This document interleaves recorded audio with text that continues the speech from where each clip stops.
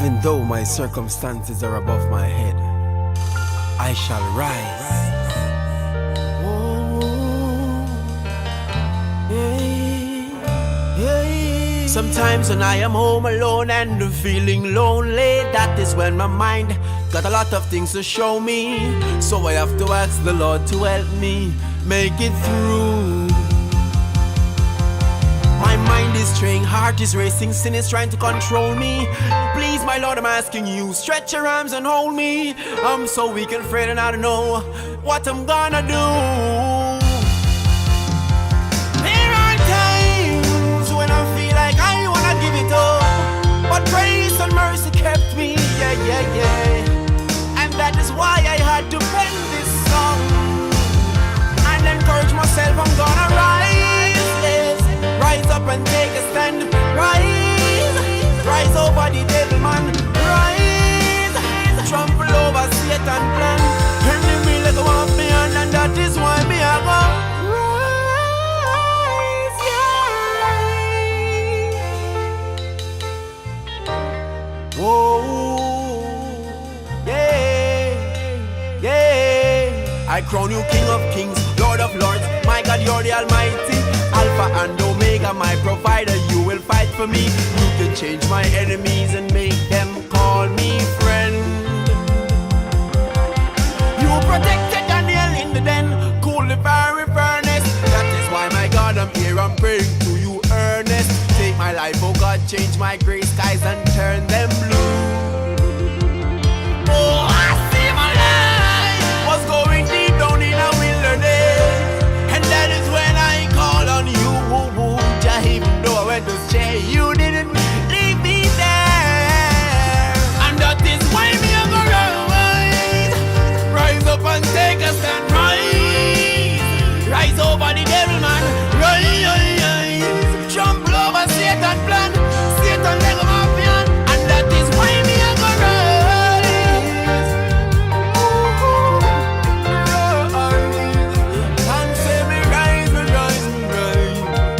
Rise up and take a stand. Rise up and take a stand. That is why we are gonna rise up. We are gonna rise up. Oh, oh, oh, oh, oh, oh, yeah. And that is why me are gonna rise.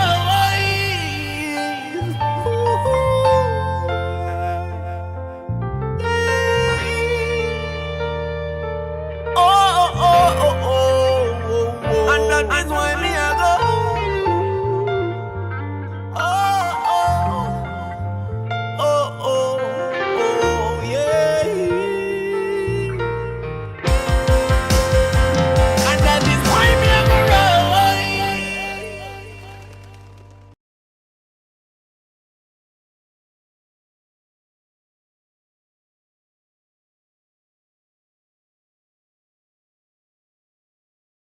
Okay. Okay. Good night. Good night. Good night, everyone. I am Bishop Dr. Carla Dunbar sitting in for Dr. Kevin tonight. And I know usually I join you from Jamaica. I'm joining you live tonight from Atlanta. Yes, and we have a very hopefully scintillating discussion that started last week. I wasn't on last week, so I'm not sure how far you went, but I'm sure we can manage to keep it live, right, Pastor Kelly? Yes, indeed. Most definitely, most definitely, most definitely. And of course, we have as well Pastor John Gilbert, who is on the live as well tonight. So I'm sure we are going to have a good time tonight discussing the topic of the effects of masturbation on marriage. I'm sure these goodly gentlemen are going to be able to tell me some things about their own experiences in treating with the topic. Pastor John Gilbert, aka Pastor G, I guess he is widely known on CCB radio, right? Caribbean Christian Broadcasting, and also as a partner of Gospel Exposure, an internet radio station that is aired very widely. So we have I think, a very good discussion lined up for tonight. Pastor K is somewhere around, not sure how best he can listen in because where he is, I think he's not able. He wanted to join us tonight, but the internet is not very good where he is. So, Pastor K, I'm going to do my best. Dr. K, I'm going to do my best to represent you tonight, right? So, gentlemen, we're talking about this goodly topic here, the effects of masturbation, or porn rather, the effects of porn on marriage. I keep saying masturbation, but porn leads to masturbation, right? So we can twin it together. We're going to discuss all of it tonight. Now, I read a study that Josh did, Dr. Josh did on the effects of porn on marriage, right? And he speaks that the effects are very devastating and widespread, right? He says on average, 40 million Americans. I'm glad he did the study in America, right? So it's not in Jamaica. But he said on average, 40 million Americans regularly view pornography, right? And the majority is men. That's why I'm happy to have men. I hope we'll be able to have a female on as well. But that's the admitted figure. So this is not even the true figure, it's just the reported or admitted figure, right? And so he speaks to this that over 90% of the men um, are involved in watching some form of porn. And so it becomes a difficult topic for some persons to talk about, especially in Christendom. But we are not ashamed or afraid to talk about any topic, right? On this live, we talk about any topic and every topic because the prophet Hosea says, through God says through the prophet, my people suffer because of lack of knowledge, right? So what happens in masturbation, in watching pornography? What happens that kills the natural flow of intimacy in a marriage is what we want to look at tonight, because great marital sex has very little to do with techniques and stamina and experience. It has to be flowing out of love, right? So the kind of genuine passion that two people who are connected by love, and of course, because we are ministers of the gospel, we can say no other way but that you are connected through marriage, and you are freely now able to express your love and your undiluted passion between each other. And so this kind of genuine built up between two people in this love connection, it can bring about the highest level of intimacy, or the highest form of intimacy and deep intensity, right? And so if we have this happening and porn is in view, then we're going to have difficulty in achieving the level of intimacy that we can have in a marital relationship, right? So we want to look at it now. We want to look at what it does to marriage from the onset as a sex therapist. And most of you who are joining would know that's what I do. I'm a marriage and family therapist. I am a sex therapist. And we know that intimacy and the trust sometimes, oftentimes, get eroded when we find that porn has come into the picture to affect our relationship, right? If a lot of wives I have met in my practice who will tell us that the trust is lost and the intimacy is lost, they feel cheated upon, even though sometimes the men or the women don't see it as cheating, but that is what it is. So that's what we're going to discuss. Let's start off with that tonight. Um, Pastors on the platform, Pastor John, you first, and then of course, is it Pastor Kelly? Right. I want to find out from you.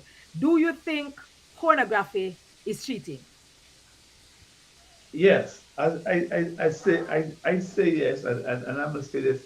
In the younger days, I used to watch porn. You know what I mean? Matter of fact, both the wife and I used to watch porn Mhm. in the younger days. And here's what it does to you when you're in bed with your wife. You know, you're not really thinking about your wife. You're thinking about that woman that was on that tape. You know what I mean? In the video. And so Mhm. if you are doing that as a man, you would figure out then guess what? The woman is doing that as well. She's thinking about the man in the video and the performance in it. So in a sense, yes, it is how to call it mentally cheating. You know what I mean? On the person, even though they're there with you in the bed, still where your mind or where your mind is. As the Bible says, a man thinketh, so is he. So that's where you at. That's the place that you're at in your mind. You know what I mean? Even though you're physically in your bed, that's the place where you're really at in your mind. So you're really with that other person in your mind, even though you're in the bed with the physical wife. Okay. Pastor Kelly. Greetings again, everyone. Totally, I said it last week, and I'm in total agreement with Pastor G. And it is indeed cheating. Uh, I can see myself thinking of the video that I watch, and I'm laying in my bed with my beautiful wife, and have the desire to learn more about her and be thinking about other things. And if I want to give the best out of myself to her, I will have to be very much focused and be, giving my all that I can give to make my relationship be strong in that area. All right, see, I'm not playing the devil's advocate here because I have nothing to do with the devil, right? But I Yeah. just want to insert right here because I'm hearing from a male's perspective and I want to just throw this in because how can it be cheating? I mean, I'm right there with you. I mean, all I'm doing is trying to just add a little stimuli to my vibrancy, what I go and bring to the marriage later on so that I can satisfy you. So how is it cheating when all I am trying to do is learn a little bit extra so that I can come and fully satisfy all of your fantasies that you have? I don't see how that is cheating. So Check it how out. is that Check cheating? it, check it out. Distraction is a terrible thing when it come on to the human. Peer pressure is another thing. To be there and knowing that you already want to do your best in yourself, knowing that you want to carry out that performance to your wife, and then at the same time you go and check next door for that teaching where in which you may bring that to her and it still don't work. So what you do is come together as the both of you, as the husband and to the wife, and you just work it out together. So what I know, she will communicate with me and say to me, say that now work out for me though, and then we know how to address it together. Because the video that I watched yesterday or the day before, which is the porn, that video can help me immediately, which is now in the situation. I can't go back to the video and say, then you tell me if you do this, and it now work. Okay, then. You're telling me, so you're not learn nothing that you can now put into practice over years. You see, I have to ask the question. I So did I did an interview in Jamaica some time ago before the late Ian Boyne died, and I was up against two persons in Jamaica, a medical doctor and another person that she called at that time. She's called Dr. Sex, and they were able to say to me that when I am able to learn something different from watching these things, then I think it benefits the bedroom. So Pastor Gilbert, how you see that? It can't benefit the bedroom because there's a big gap in between that. Pornography is not intimacy. You know what I mean? Mm-hmm. It is not intimacy at all. There's no intimacy in it. None whatsoever. And Mm-hmm. the term is that, guess what? For the husband and wife, sex really starts from the time you wake up in the morning, leading up to the day with the treatments and the caressing and all the stuff along the line, leading up to the bedroom at night. In pornography is, guess what? You drop your underwear, I drop my underwear. Let's just go for this thing, Humpty Dumpty on the wall. You know what I mean? That's just the way it is. I flip you over as though you're a pancake and all this other stuff along the line like that. And it's just hammering a nail. That's all it is. You know what I mean? And this woman is making all this noise and everything along the line. What is intimate in that? You know what I mean? And what is to learn? What is to learn in that? There's no learning in. There's no learning in it. It's a fantasy world. You know what I mean? That one wants to go into, and a fantasy world that one wants to sort of experience, but there's no intimacy at all in that. So there's no learning in it. There's no learning in it. Oh boy, you see, that is for you to say and for the other person to find out, because some persons will there's a noise in the background. That's for some persons to find out. But so tonight we're talking about whether or not it is demonic, and we're going to Mhm. put a couple of spins on it, right? But let me just, for the listening audience, give just a brief, just a definition of it. And this is nothing that is that I have coined per se, right? But what it speaks to is the depiction of erotic behavior, right? In pictures or in writing intending to cause sexual excitement, right? So this is Merriam Webster, right? So it's the depiction of erotic behavior. Why for all the definition? Because I have something else I'm going to say about it little later on down, right? So it is anything that is in book, that's print media, in picture, that's film media, and perhaps verbal, right? That you watch or listen to that elicits a kind of sexual response. So I wanted to hold the definition right where that is right there. So because we're going to come to that back in a little while. So I hear you both to say that, boy, okay, we don't need to learn this um because it is cheating on my spouse. And I'm believing to I'm joining you in the sense in saying that anything that distracts you from your spouse sexually ought to be cheating, right? Anything that distracts you from your spouse ought to be cheating. But as I said, some years ago, I was being interviewed, and because I'm a sex therapist, gentlemen, I carry what I call intimate worship tools in my practice. Now, listen to the name, intimate worship tools.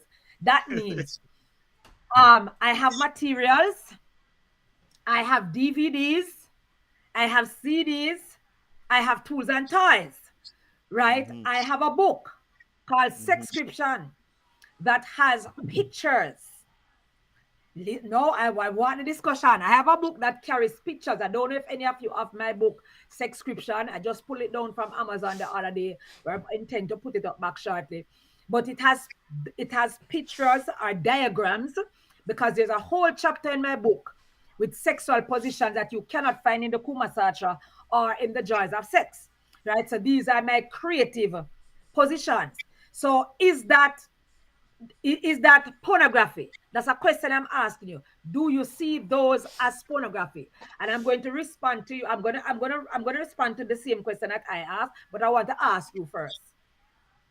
Let me answer that first. Any creation you and your wife do in the privacy of your bedroom is not pornographic. You know what I mean? Okay. You're exploring each other's body. Mm-hmm. God has given me a beautiful thing.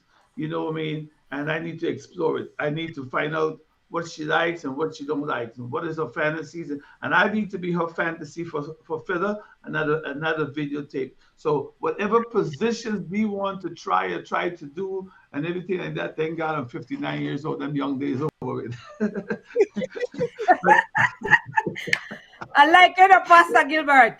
I like you're a yeah, man yeah. after my But own heart. listen, Bishop, I'm gonna put it this way for you. All right, the Bible says marriage is honorable and that bed is undefiled. You know what I mean? So whatever me and her doing there is not part. It has nothing to do with any part or nothing. That's me and her intimacy. That's me expressing my love for her, and she expressing back her love for me. If you want to try this, we can try that. We can try anything you want to try, but then we don't need a tape or a video to make us say, "Oh, let's try that." We have an imagination. We can use our own imagination, on each other. Oh, okay, great to hear that, Pastor Gilbert. Now, Pastor Kelly, you're about to jump in on the conversation. Yeah, yeah, mind you, there are persons who are ignorant, not able to carry out such, which many of us can, or maybe a few, amen. But there are stuff, Dr. Dunbar, where I believe there are tools out there that really does help others. I believe it helps others and is what they can handle, is what they can receive in their own space and come to the agreement with their partner, because I know I believe there's a female who is a wife to a husband who realized the husband he has a little shortcoming in certain areas, and she would probably give him the go ahead and the okay to say go and check out and see if you can look at this clip, because there are wives who send clips to their husband to say check out this clip, maybe this can help us. And they come together and agree. But when it comes to the hidden stuff away from each other, like the pornography, where he has to be hiding to try find his way to meet his wife, I that is associated with a pornographic act. So the yes, person Yes. who is involved in the act, there's a certain sense of shame and guilt, and that is why so the person hides and do it. Or that's what I yes, hear from you, Pastor Kelly. So if it is that the couple together decides that they are going to watch porn to enhance their intimacy, does that make it right? no, it doesn't make it right, but it's their choice. Everyone has free will. And everyone, as as my pastor just said just now, the bed is undefiled. Your personal decision together, it is what counts in the relationship, but is not which for me are you to say to them, don't do this, don't do that, and bring that as a force, and to cause them, to be in your leading, knowing that they has the still is a wrong there. All right. So I think somewhere in my book, somewhere, I spoke to the matter of pornography, and based on my understanding of it, whether we consent to do it or not consent to do it. And let me my have his creative genes. And like Yeah. Pastor Gilbert said earlier, whatever we decide to do in the context of our bedroom, it's our business.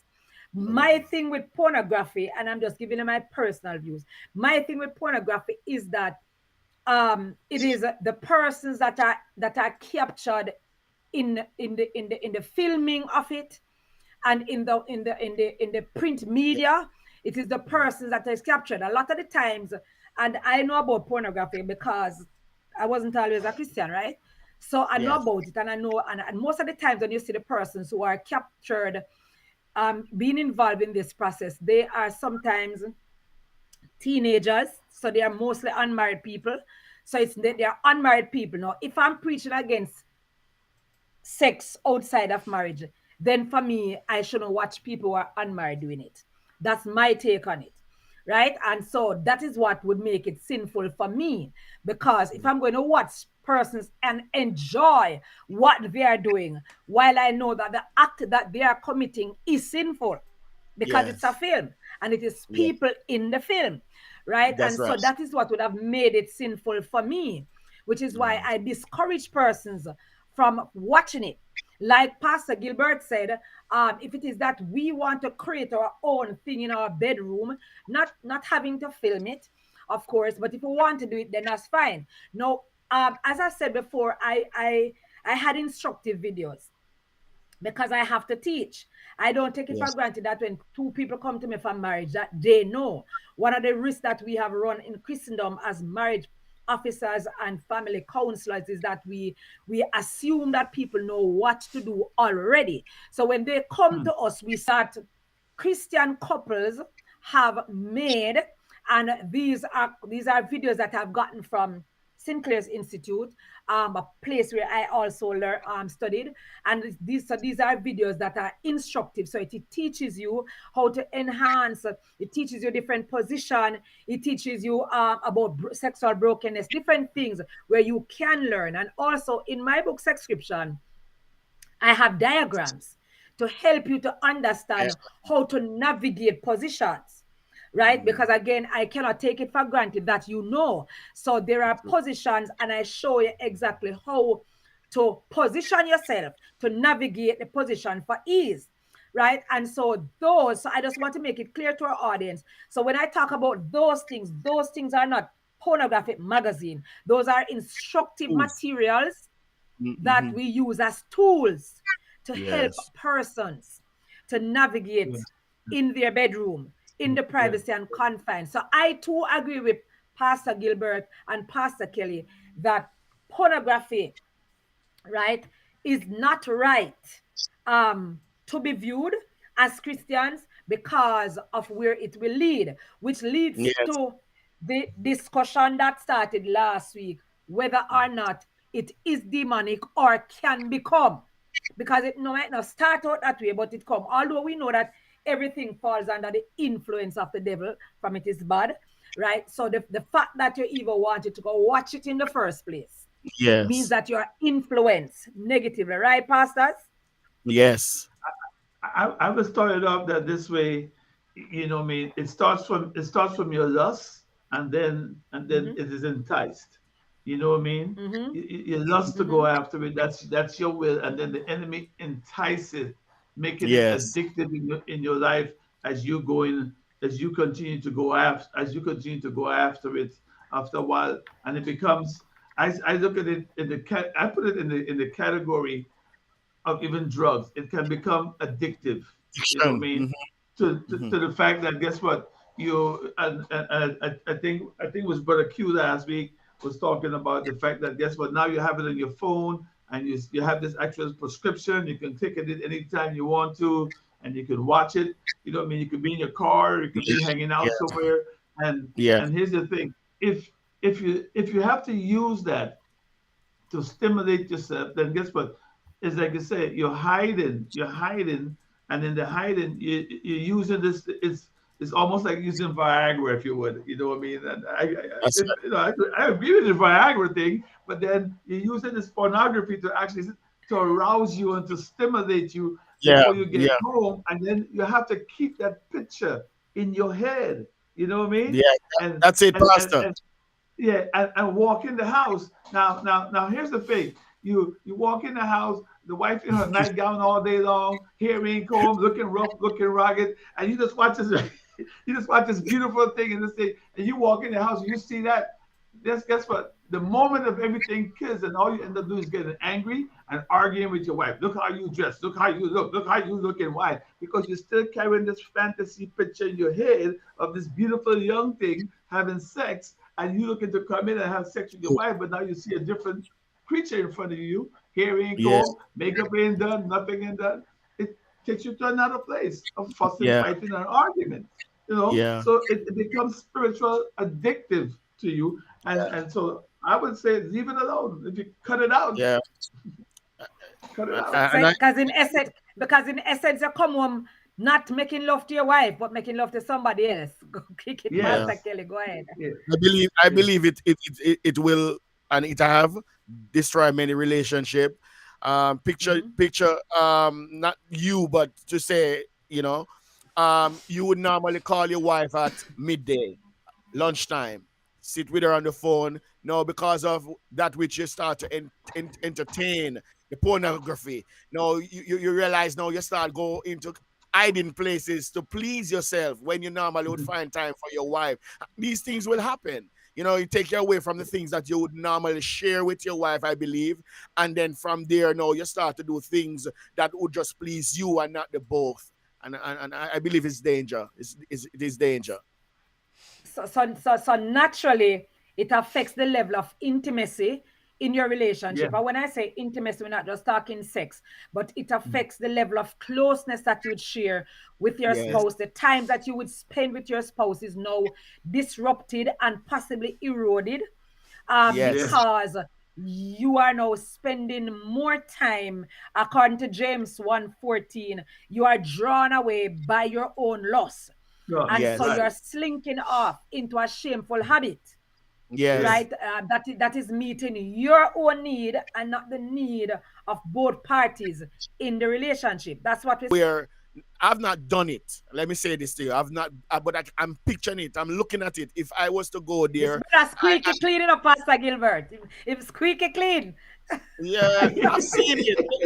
I know. I'm, I know him. I'm I know Pastor him. G. I'm a pastor's child from birth, growing up, seeing my Uh, parents. But I've been around grown men who have watched these things, and when I see it, I used to try to walk away. But you know, when you look at it, you know when it's right and you know when it's wrong. And when you look and say, no man, people, I saw these women wicked to themselves. Some things that you see, you wonder. I saw these men dangerous. And today I can say, if there's anyone listening and you don't understand what we are talking about, I'm telling you, this is a place to listen. You will learn. Most but and you see, definitely. Pastor Kelly, when you look at it, that's the way you look at it. From when I looked at it for the sexual to be aroused. you know, as though it was something we need we thought we needed, and come to realize it wasn't. As a matter of fact, Yeah. in my old age, I said, man, I'm better than man. Listen, I'm way better than them jokers anyway. You know what I mean? whereas all they needed to do, Pastor Kelly and Pastor Gilbert, is just give me a call, and I will help them out in that department to Yeah, ensure yeah, that their yeah, spouses that yeah. they have can sufficiently Yo, arouse them, Michelle, and that they can stimulate their minds I come towards end up on being Stark the Street focusing on the because the person street that folk they have hot made a some more covenant clothes. with in their Yeah. relationship. Issue are going Look on. here, this discussion is really scintillating. And so, like you see coming But across as the screen, event, if you no have a like comment or a it's question, a talk would show, like to like be able to is drop that it in the is box. that So what do now, you call it? gentlemen, so we have looked at the fact Podcast that it space. can impact the intimacy So I'm there right in now. your relationship. It can Cause what affect that means that your marital me relationship come home and negatively. then QB, boy There's start QB, nothing. mute stress me. your mic. Can we I ask need QB to because I mute need Yeah. his to mic? in the place and give me Question, your money. mic. And Question, then you is know it that your man mic? say Question. picnic. Oh, you're not a picnic. Question. Anyway, Yeah, Let this me mic. call. Hold on. Let me It call is him question's quickly. mic. Charlie. Go Um. continue to speak. Continue to talk. So that they don't hear what he Yes. said. Yes. Trevor, where you gone? Right. So yes, I'm saying, You tell it? so we have seen where it has affected the intimacy of the Uh-huh. relationship negatively. It has taken away and Okay. distracted both parties from each other. The woman herself feels cheated upon because her husband does not no longer find her interesting, but finds something else interesting, because a woman gets her self-esteem from her relationship. So when she feels like she's no longer the center of attraction, when she feels that she no longer has the ability to arouse her husband and to stimulate him and his Yeah. desires, then she feels less of herself and she feels very devalued now in the relationship. So not on a natural scale, it has disrupted the level of intimacy. It has disrupted the relationship in itself. But another question is it demonic? Does it come from, because we as in Christendom we spiritualize everything, right? Sexual position, some sexual position that is the devil make them, right? And yeah. No, seriously, come on, talk truth, gentlemen, talk truth. I've been around the block, right? So some sexual position is the devil make it, just like some music is the devil make it. And Yeah. so, certain things you want to do with your husband or your wife, no, don't do that, because that is not Christian. So we only supposed to stick to the missionary position, and not in a saucy missionary, but just a straight missionary position. We need to do that. As a matter of fact, just keep it right there, so because that alone is safe, right? Some other things we're not going to. Oral sex is demonic, and all of these other things. So we don't want to run the risk of demonizing something that is not to be demonized, because it's a natural cause and effect. Like, the laws of physics is cause and effect, and so forth and Right. so on. We want to ensure that we know whether or not this is truly something that is enforced by the underworld. Is this something from the underworld that we are taking into the relationship? So that's what we want to discuss tonight. And gentlemen, I think you are both equipped to handle the questions. Since you have been pastoring congregation and know what it is to face Still growing. demons and that kind of a thing. Still So tell growing. me, Still is growing. it? Still Yeah, growing. come, come on, and still growing. So No, is this listen. demonic I would not. influence? I would not say it is actually demonic. You know what I mean? Mhm. But I would say it can become influenced from the devil. You know what I mean? It is men and women sexual fantasies or whatever they're doing in the film or whatever they're doing. It's their way of making money and doing whatever they do, because they know people are going to buy it and they're going to put it out there. Per se is this. Let me put it this way: they have taken something. I pause for a minute because what I'm about to say can make me say, yeah, it probably is demonic. That's why I pause. They've taken something that God has made. Okay, okay. God, Uh-huh. God is the one who made sex. Okay, God made it. It's a Mm-hmm. beautiful thing. Okay, Gift. Mm-hmm. Yes. and man Yes. has Mm-hmm. taken it, and man has perverted into this pornography business that they've taken it into. So I would say the devil has greatly influenced it.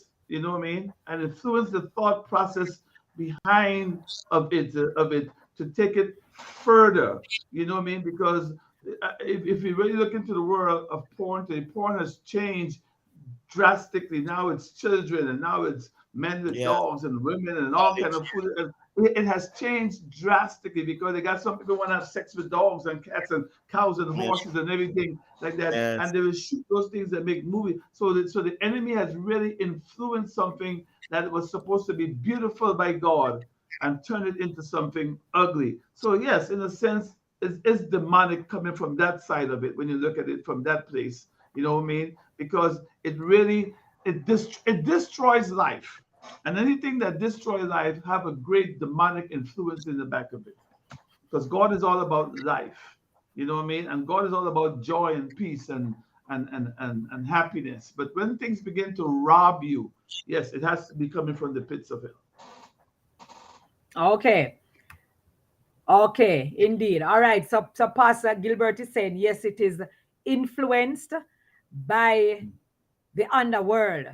Not to say that the person that is committing the act is possessed of a demon, right, sir? Right, But the person right, may be influenced yeah.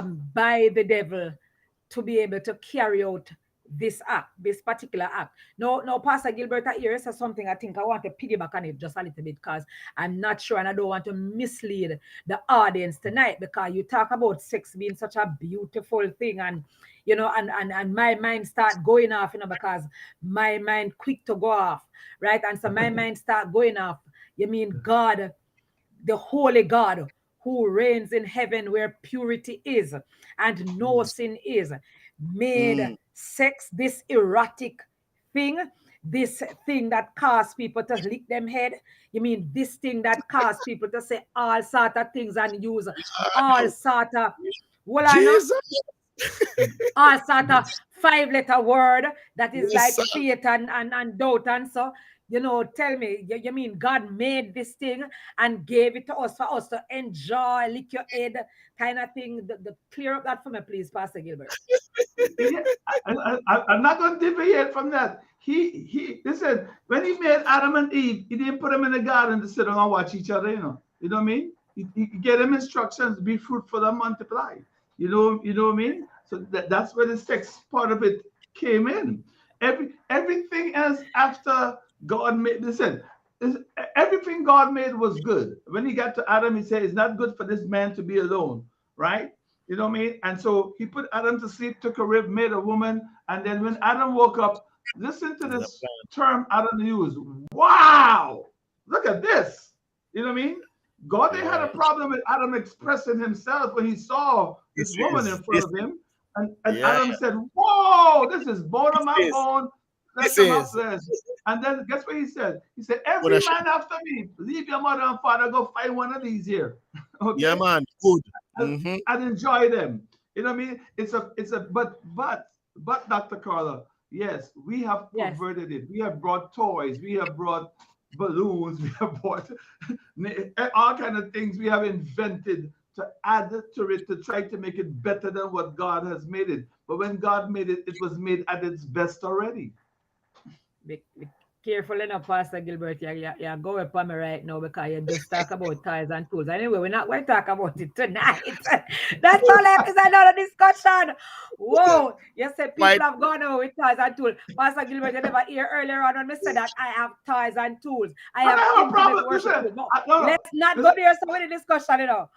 Dr. Carla, I'm gonna tell you this on a Yes, sir. sidetrack, okay? Listen, All I'm gonna right come then. home. I gotta put $100 on the table and tell the wife, go ahead, dance for me. And in the morning, I'm gonna pick up my $100 and go back out the door.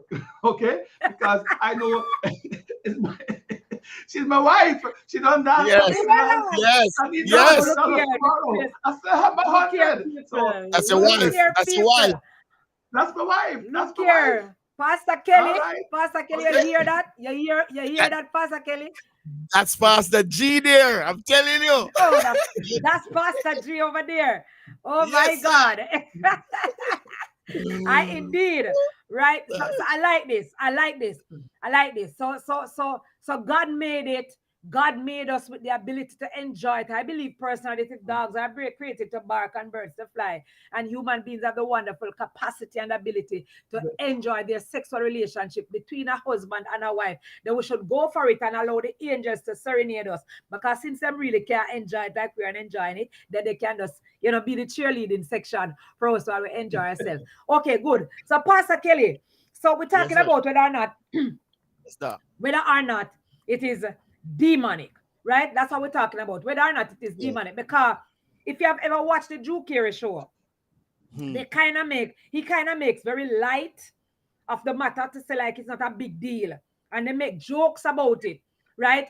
But in reality, I believe you and I, we have come across people who are addicted to pornography Addiction. because of demonic influence.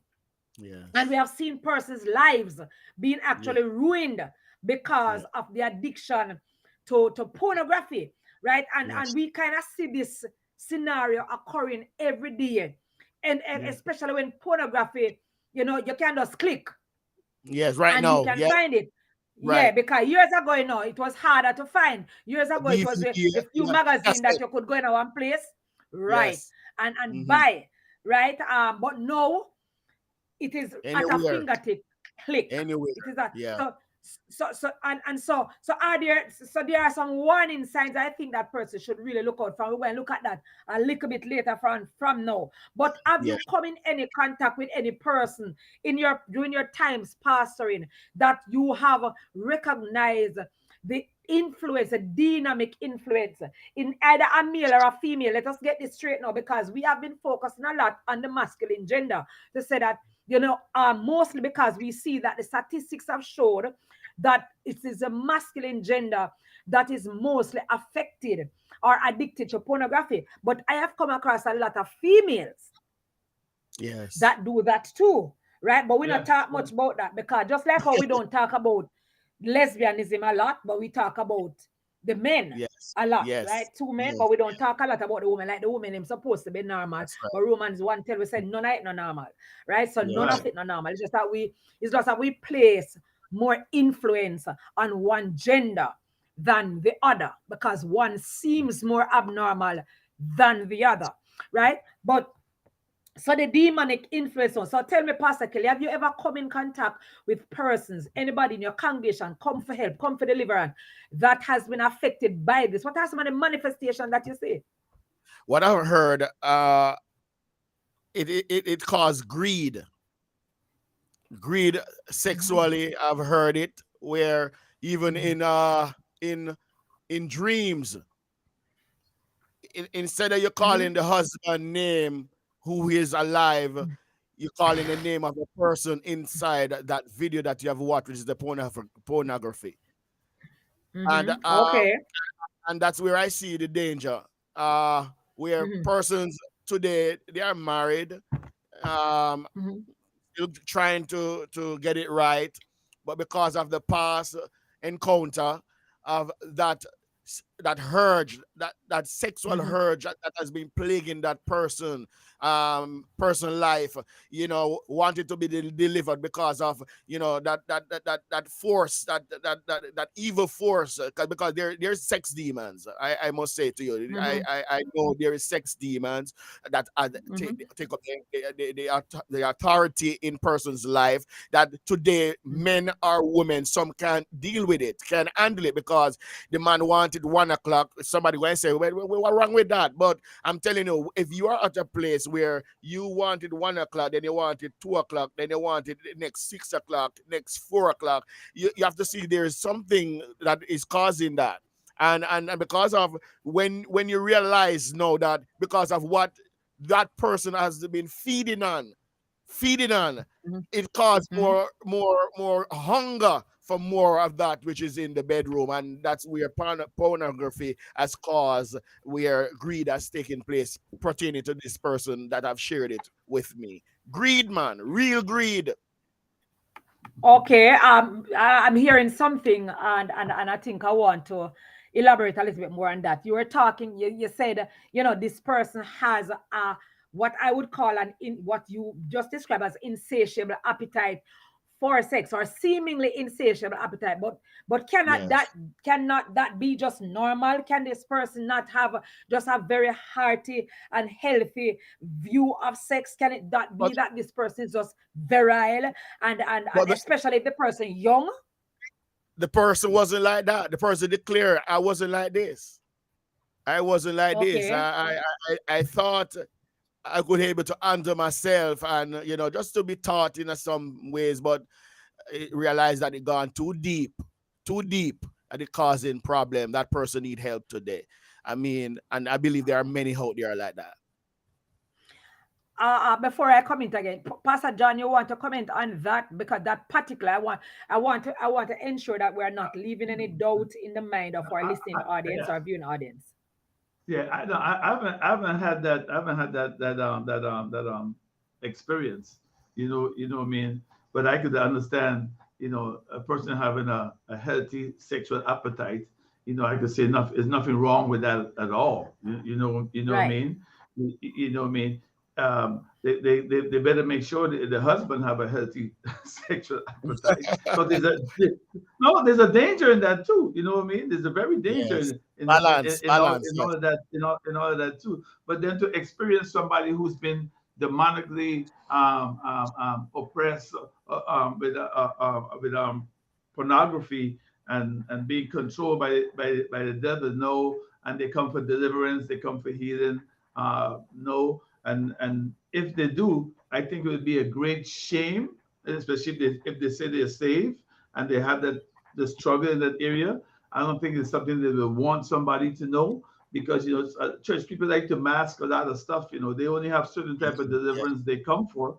You know what I mean? Yeah. But then some of the real deliverance that they really need, they don't come and talk. They don't come and talk about it. So if there is, then I would think that they would do their best to mask it or hide it.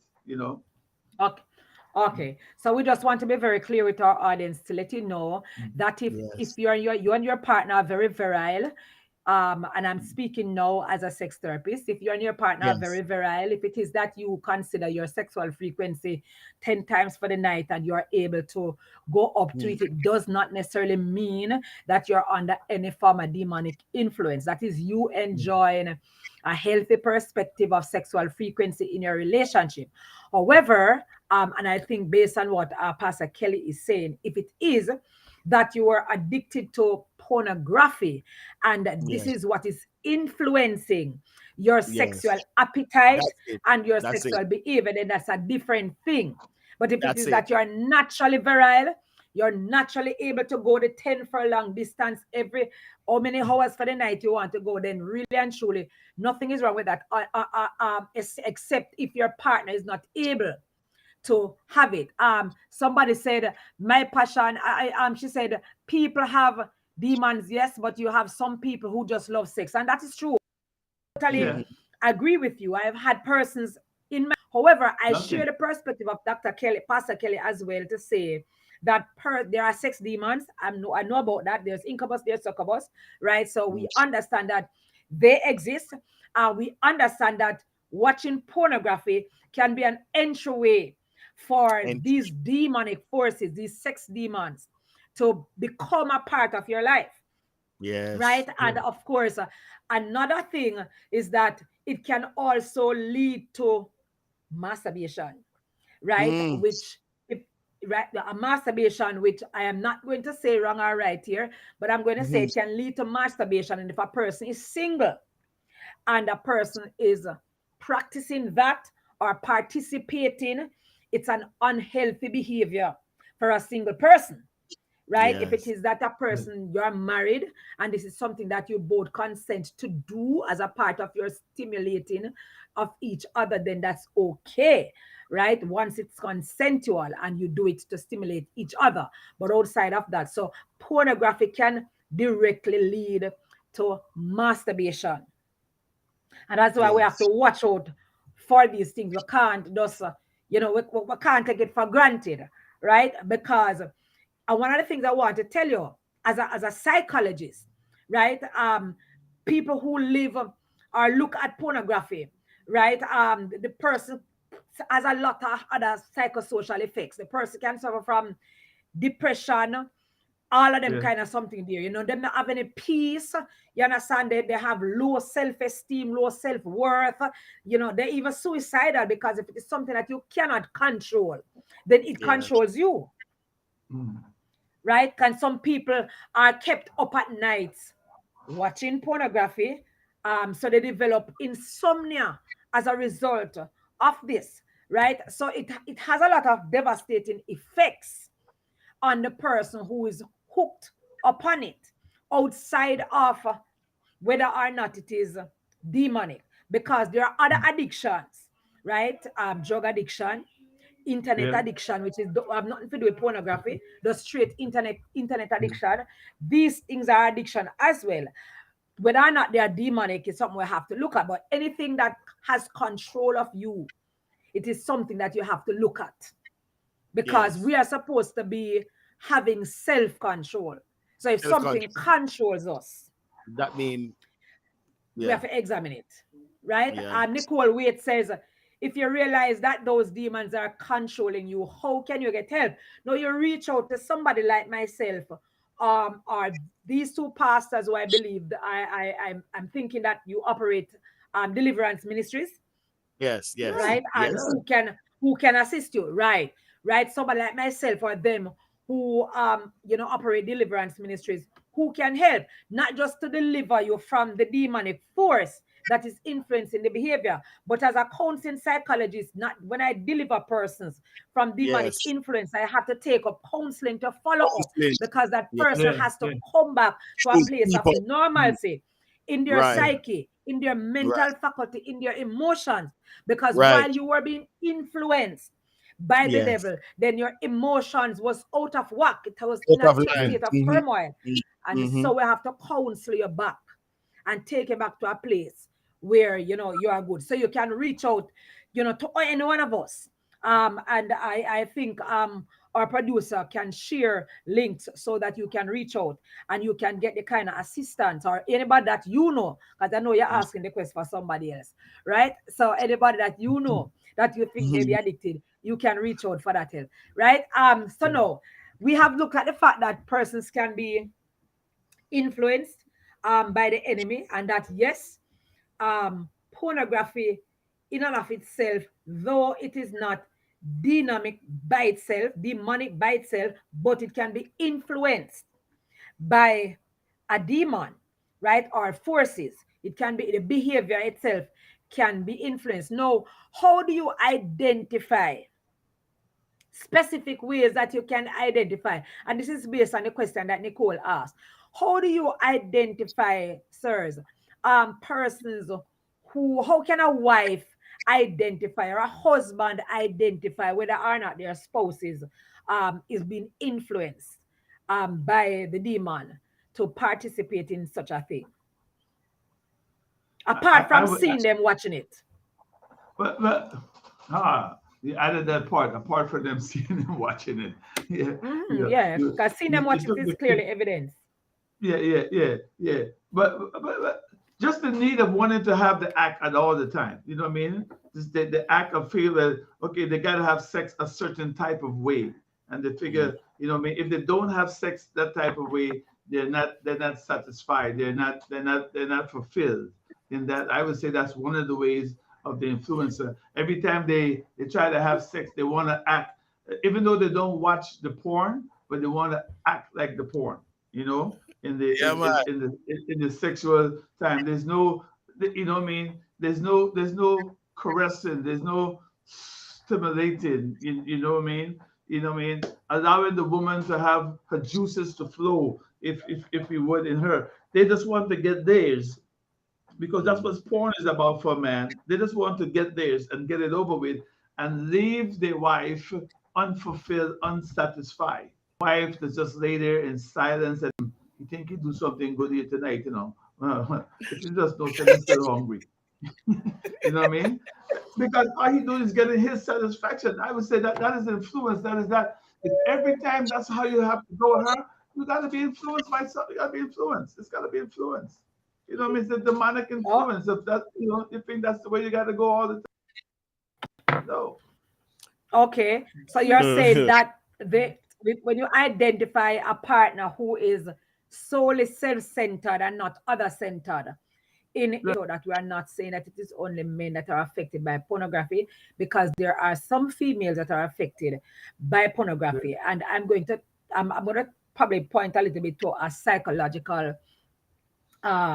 a psychological aspect of that, because some person that I have treated with, females who have unworthy in their own relationship with their spouses, and so they have sought to utilize that as a way self-centered, and so their needs were not being met, their sexual needs were not being met, and so what they have done is that they have turned to pornography in an effort to satisfy self, and then they themselves have become addicted to it. Yes. Now, these are experiences that I have had in my years of treating with persons in marriages that have had their intimacy disrupted, right? So both sides of the coin, right? So we have that. We can identify what Pastor Gilbert said. One of the ways we can identify this, when your spouse does not seek to please you. But Pastor Kelly, I want to talk to you from a Caribbean perspective, a Jamaican man, where Jamaica still contains many features of the plantation society where men are studs and women are breeders, where a large percentage of, let me say, Jamaican Caribbean men um, Yes. are seen to be very aggressive. And so their approach to sex is really Mm. a slam bam, thank you, madam kind of approach, where there's Yeah. no foreplay, what Pastor John talk about. There's just them Yes. going in for their own gratification. So they're going in Yes. for a kill. They're going for Yeah. the fourth base, the third Yeah. base in sex, Yeah. and the first and second base is not even paid attention to, which is the arousal and the plateau stages. Those stages are not paid attention to. So they go straight for the climax or the Yeah. ejaculation Get it out without of the way. thinking about Yes. their partner. Our Mm-hmm. Jamaican men, Dr. Pastor Kelly, Mm-hmm. right? Pastor Ricky is on. Pastor Ricky, I soon come to your question. I would say that if the person spend a lot of time online and less time with their spouses. All right, Pastor Ricky. Of course, that can be one too. So that again being self-centered. So Pastor Kelly, what I'm asking you, since Jamaican or Caribbean men are seen as aggressive, not in a negative way, no, them just aggressive. That's the nature, that's the So they are. culture, right? Yeah. And so they were not taught how to be Yeah. lovers. So them Yeah. skip the whole arousal stage and jump right. If is that what they practice, something that they had practiced growing up, or even by what they had been entertaining all the age of their life going forward. No, look at it. We know real man, real Jamaican man, especially when you're we call it thief, Pastor G. When as a man you got thief, you got go feet, you just know say it's a quick move. It's just like you just you run. So you now look on the caressing, you now look on that part. You just want to please yourself. And that is what these men today still carrying out. And I'm happy for me. I'm happy just for me knowing that I have reached a place where I am learning how to get it right in my relationship in that area. Now look at it, Pastor Dunbar, Bishop. Mm-hmm. The Yeah. men today know within Mm-hmm. themselves that right, because Mm-hmm. it's not supposed to be a self-centered thing. It's not supposed to be about you. Men know, but why would we want to please our brethren who tell you yesterday, say, why a 3 minutes down yesterday, just to satisfy your own. You understand, Pastor G? A 3 minute down yesterday, and then when him hear that now, him gonna go home, go start out home. Then him say, go out on the road and go start out next door or down our next parish. And then when he come back, he go and talk to his friend. No, all those things are danger to the individual and also to the relationship. And the wife gonna see that there's a change happening. No, man could be tired. Man come in tired, man come in acting different. Some come in with them whip now because of the porn. Them start try the whip now. She don't used to that. She know what she used to. So whether it's doing her good or it's doing her bad, it's gonna be proven that this is what is happening because you never used to BF so. Why you going good last night, man? Because of what? Because of maybe the conversation he had with his peer, maybe because of the porn that he had watched, maybe because, but various things do happen that causes the relationship with the wife and the husband to see there's a change in that aspect of that intimacy. I hope the producer is listening. There are something that are coming out here that can and should create another kind of discussion. I'm saying so from my vantage point as a therapist, who I allow for persons to be very adventurous in their bedroom as long as it is mutually consented. So I'm hearing things that can spark or create another level of discussion, right? So you're saying that if persons see a marked change, and it couldn't be that this person has been just reading as to how he can become Mm, more proficient, or yes, let me just yes. put this out on the table. Let me just put this out on the table. Or it is that you took one of my sexual proficiency classes. Suppose it is that this person signed up and took one of my classes, because I have a class called sexual proficiency in the gym that I What? teach couples. Yes, I teach you. If you think you don't know enough or you want to learn more, I have a course that Yes, teaches you how to be more sexually proficient in your bedroom. So suppose yes. it is that your partner is taking one of those courses in an effort to be more To pleasing to work. you, but you And never it's a work. knew. But And you it's a never work. knew. Yeah, but you never knew that your Yeah. spouse was taking the course, and your spouse just really want to surprise you. You know, like you come home and you want to surprise with the ice cream, and you Yeah. just take the course for that. That sounds like it's another discussion, question. I hope you listen. True. I don't know if True. Dr. Kevin listen, but that's another discussion, right? I am saying that that probably is a way that we can find out, and somebody had said that question as well, that if you see your spouse taking up so much time on the internet, it could be that they are learning. I want to just put this in, right? True. As a True. caveat, I want to put it in that could be the case. It don't must mean True.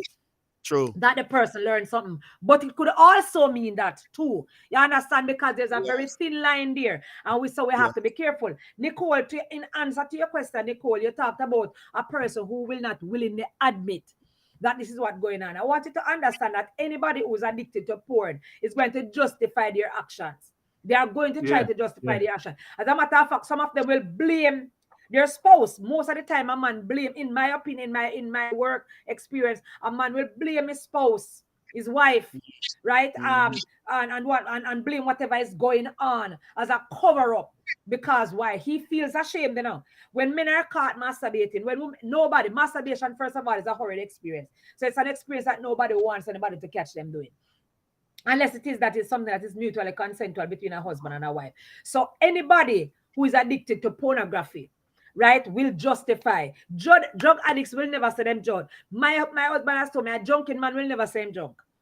You understand? So yeah, persons who yeah, are addicted are not going to say that they are Yes. addicted. And the best way Yes. to explain this, to your spouse, right, is to help them to understand that it doesn't produce a feelings of well-being inside of you. If it is something that you are ashamed about, then it is something that you probably should not be doing.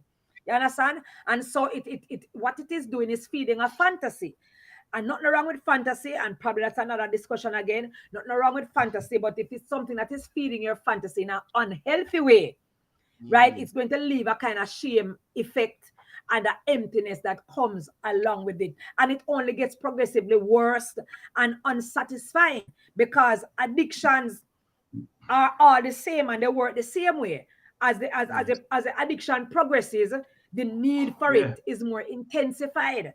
You understand? Is the more you yeah, get it, the more you want it. The more you get yeah, it, the more you want it. The more of it you see, and whatever Yes. it brought you to, is the more you're Right. going to want it. And so, in time, no matter how much time is consumed, you are never satisfied, because you can't Mhm. get back to that place there Yes. ever again. I just did a presentation in Jamaica before I left the other day. I did a presentation downtown about addiction. We're talking about addiction, all different kinds of addiction. And I'm saying, I put it to you, I posit that even Yeah. if it is pornography, the first climax you had, the first ejaculation you had, you'll never again have that same intense feeling. And that is Yeah. why you get addicted, Mm-hmm. because porn addiction is no different from any other drug addiction, right? It is. Yeah. What you're doing is desperately trying to find a particular kind of To get high, back there. and that To get high back is there. very Yeah. elusive. Yeah, Yeah. but it's Yeah. elusive. You can It never get gone. there again. Can't come back. It Yeah, gone. and I'm telling you, and so in at the That, end, yeah. what happens is that the person who becomes addicted, they're either going to seek help or they're going to just watch themselves a spiral out of control piece by piece, right? And you know, get it back. You understand? It's only God alone and with the help of God. Because you know, one of the things I say, and I'm not hitting my colleagues, my Mm. psychological colleagues, I'm just saying something like this, it takes a Christian therapist to help to bring you back, because it has a Mm. spiritual implication that a regular Yes. Deep. psychologist Deep. It's Yeah. cannot deep. Yeah. help you, because it is Yeah. not just a Yes. mental condition, it is a No, Yeah. spiritual Yeah. spiritual. condition, It's Yeah. spiritual. It's right? spiritual. Um, Yeah. Yeah. yeah, Pastor Ricky says, I think our cultural norms has a lot to do with our approaches to how we behave in the bedroom, because our Caribbean culture teaches us to be tough and rough and not True. affectionate. So true, Pastor Ricky. That's what I was True. talking about. Caribbean culture has bred a kind of aggressiveness in our men. And I'm not saying that the aggression is unhealthy or bad. It is how you protect yourself as a Caribbean man to stand up for yourself. So it's not bad. It's just that you have to learn how to temper it into the bedroom, because you have a female counterpart who the Bible says in 1 Peter 3 verses 7 is very delicate and very sensitive and very emotional. And therefore, even if you're aggressive, you have to understand that your spouse is not equally aggressive. And so you have to learn now to temper that aggression. There's a time and place, like Solomon said, for everything. There's a time when your Mm. spouse is going to want that aggression, but there's a Yes. time before that Yeah. aggression comes in, where you have to practice some amount of Yeah. sensitivity and some amount of gentleness and some amount of kindness. There's a course I teach in the gym as well that is called Loving Your Wife in a Christ-Centered Way. And that means applying all of the tenderness that Christ would have applied to the church to your wife, right? So Yes. I agree with you, Pastor Ricky. I agree with you so much right there. Nicole Wade says, what if the spouse can't talk to the other spouse about how they feel? The truth is, Nicole, most of the time, spouses don't really listen to each other, especially if you have conflicting issues. Spouses don't want to listen to each other. You will hear each other because you're not deaf. But if it is that I feel like you're accusing me of something, that talk truth, Pastor Gilbert. If I feel like you're accusing me and not listening to you, I will hear you, because I'm not Hear deaf, me. but I'm not listening. Yeah. Yeah. I'm not Yeah. listening. Yeah. Don't it? Nature. Don't not true, gentlemen. That's it. Yes. You're Yeah. That's right. just. Because Yeah. if both of you feel like your wife is accusing you of something, your defense mechanism is up. And so you're not Yeah. listening to your wife to make an adjustment in your behavior. You are being accused, and so it's your defense coming right there. You understand? So, Nicole, you might not be able to talk to your spouse in a way that will create the kind of change that probably you're looking for. And so this is where a third party like myself would come in and assist in that area, because when we come in as a third party, we come in with an objective perspective and not a subjective perspective. So a man or a woman will listen to a therapist or a counselor or just an independent third party sometimes more than they will listen to their spouses on a particular subject that is very sensitive. It shouldn't be Dr. like Wayne that. Hall show shouldn't be like that though. I know. Be Let like us just take this other question. It shouldn't be like that. We're going to come back to it and you're going to tell me why it shouldn't be like that, Pastor Kelly. The Wayne Hall show, Wayne Hall says, I've seen where one partner began to enjoy masturbation to porn more than intimacy with their partner. Well, that is true, Wow. Wayne. It Yeah. is yeah. true. One partner, yeah, enjoy the masturbation to porn more One. than the intimacy with their partner. Why you think this is so, Pastor Gilbert? Me not hear that one. Because that's where he's getting his actual fulfillment from, in the fantasy, in the fantasy. You know, instead of creating let me use it, instead of creating or using his creative imagination to create his own, if I would, fantasy with his wife, he's using the porn to create his own fantasy, and he knows that okay, his wife is not going to go there, and his wife is not going to do this with him, and he wants to do these things, and so therefore he's getting his gratification in the porn, or she's getting her gratification in the porn. As you said, it's women too, as well as men, and that's where they're getting the actual gratification. But then all of it is sin. You know what I mean? You know what I mean? It's not his wife touching him, or it's not her husband touching her along the line. So that all of that is just is a temporal satisfaction.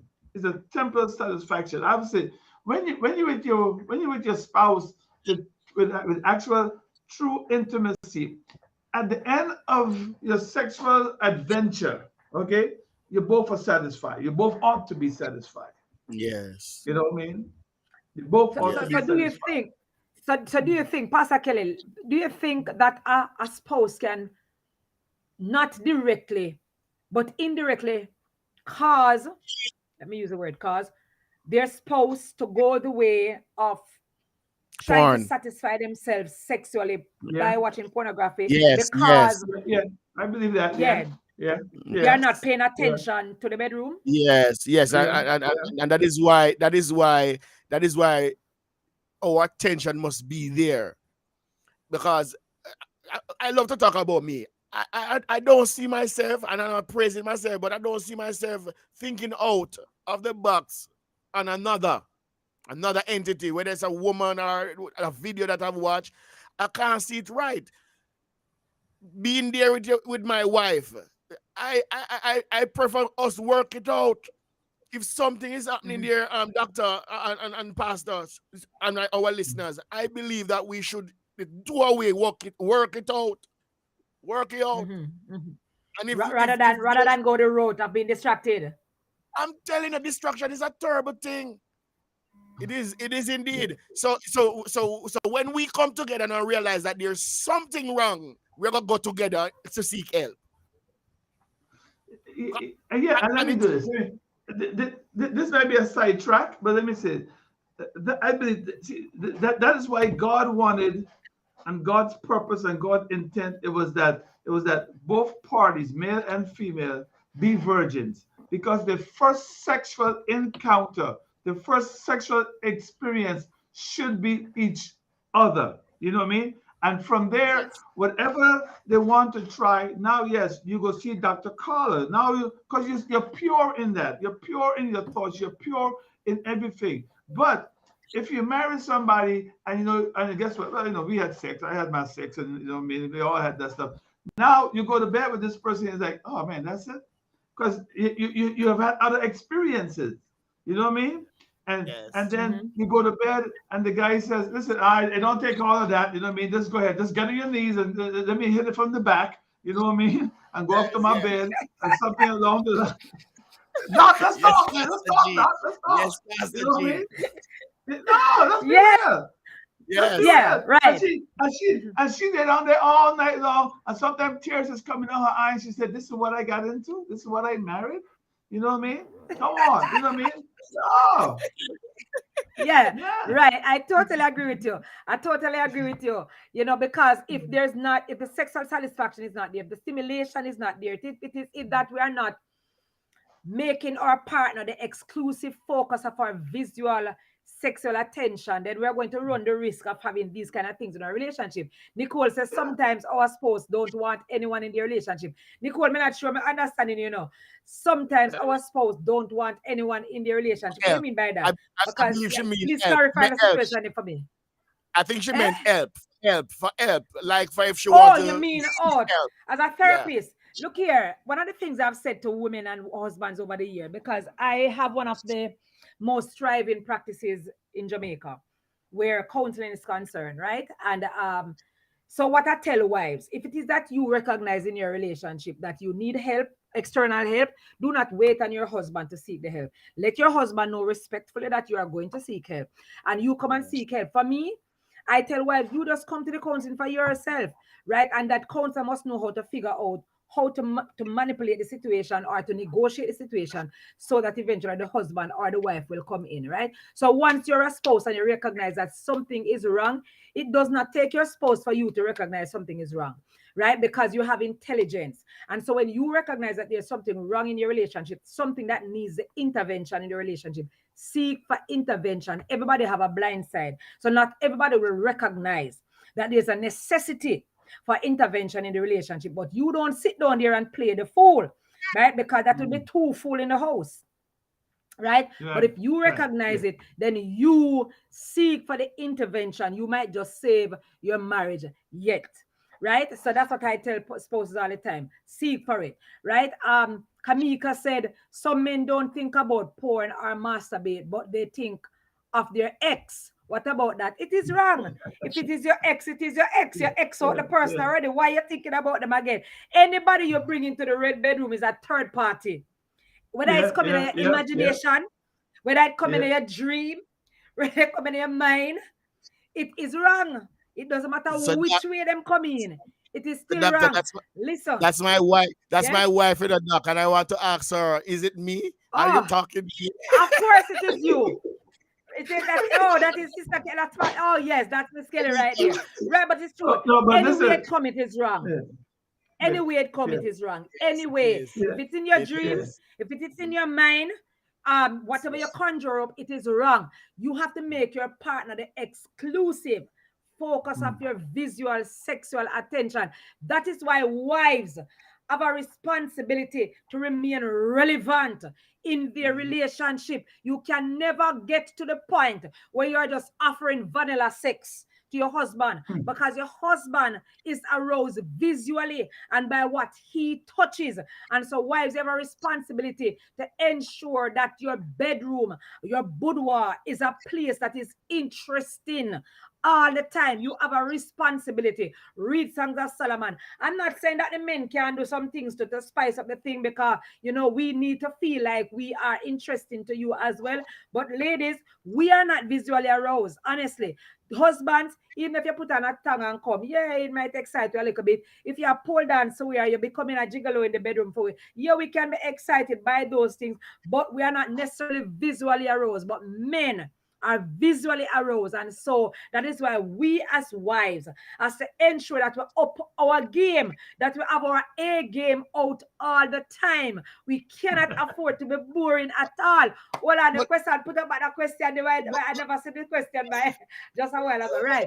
Pastor Ricky, what you saying? Jesus declared that if a man looks at a woman and lusts in his heart, he committed adultery. That's why I think if you have to imagine having sex with someone else other than your spouse, it's a sin. Definitely, Pastor Ricky. And that's what I'm saying. If it is that you want to be creative, look here, put some mirror on your bedroom. Put something on the ceiling. Put some right in front of the bed. Oh, yes, you understand? Yeah.